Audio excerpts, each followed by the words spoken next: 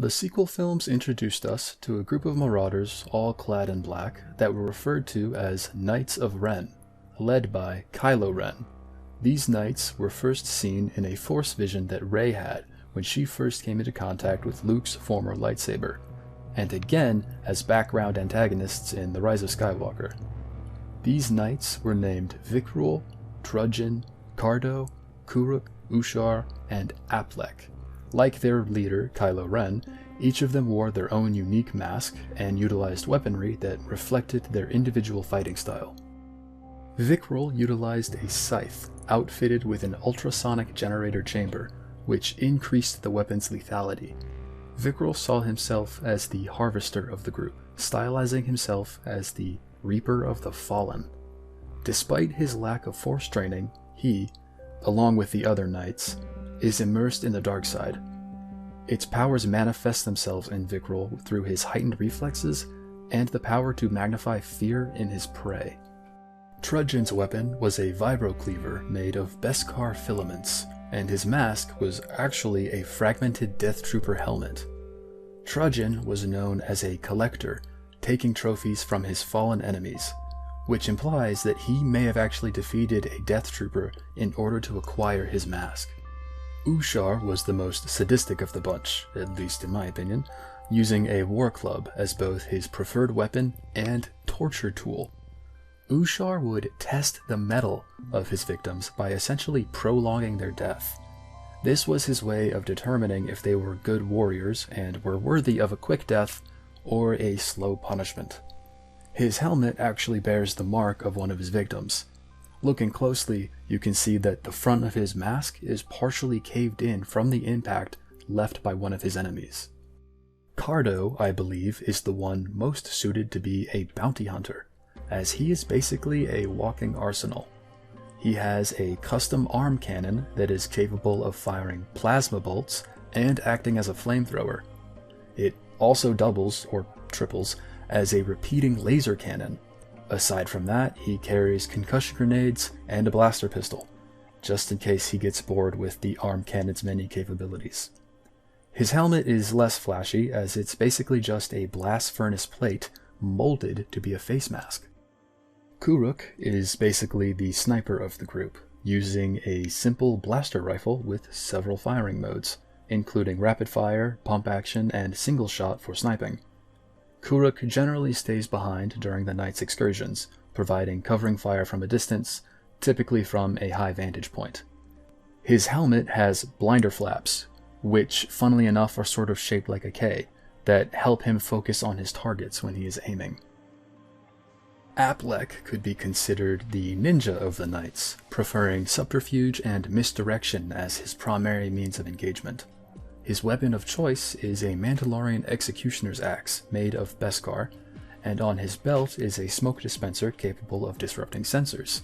His latent force abilities allow him to sense his way through the smoke when he uses it against his enemies. The sleeves of Aplek's cloak are outfitted with raised teeth that help him parry and defend against edged attacks. The Knights of Ren utilize their own personal ship to travel, called the Night Buzzard. According to the Visual Dictionary for Episode 9, it started life as a dungeon ship from a Ceraton, a penal world in the unknown regions that the Knights were hired to raid.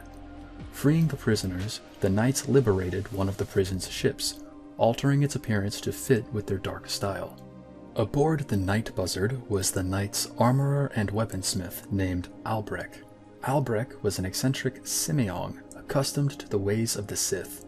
He was also a skilled alchemist, using a substance called Soracian iron to repair Kylo Ren's helmet.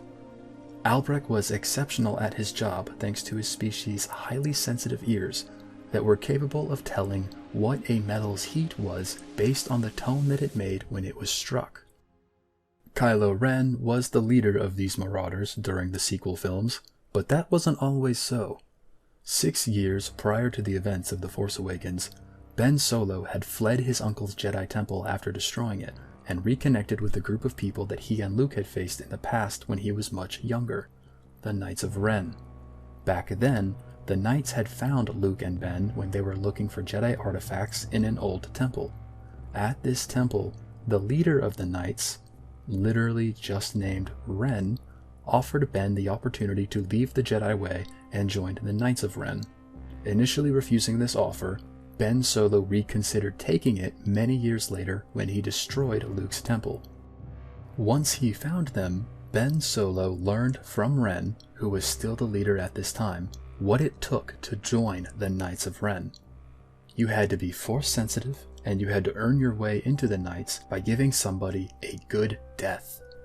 Ben traveled with the Knights for a time, until eventually, through a series of events that I won't get into here, Ben earns the leadership position of the Knights by killing Ren himself. After this, he assumed the name Kylo Ren and created his own helmet, both in the image of his grandfather Darth Vader and to mimic the other Knights of Ren. Ren himself, the former leader, was the only member of the group, aside from Kylo, that used a lightsaber. His saber was red and was equipped with an explosive device capable of destroying everything around it. Ren referred to his lightsaber as the Ren, stating that the Ren doesn't stop to worry about what it's burning or the right or wrong of it, or the goals it might achieve. The Ren just is. It lives and it consumes. It seems that Ren named himself after his own ideology and the lightsaber that he attributed the name to. Ren's mask was unique in that his mask was silver rather than black, like the other knights. He also evidently had more than one of these masks. Interestingly enough, the recent Secrets of the Sith book has this to say about the Knights of Ren. Those who dwell in the unknown regions have long whispered legends of the Knights of Ren. This band of marauders was said to have burned their way across worlds, consuming everything in their path. In recent years, an enclave of warriors stepped from the darkness to claim that name, and the fear it instilled as their own. This almost makes it sound like the Knights of Ren, seen in the sequels and the comic books, are not the original Knights of Ren, and that the initial reports detailing this marauder group were first heard several decades prior.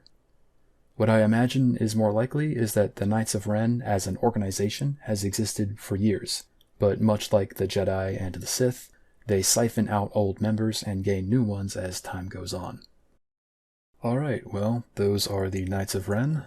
That was all of the members that we know of so far, and the general history as covered in the Visual Dictionary and the comic books.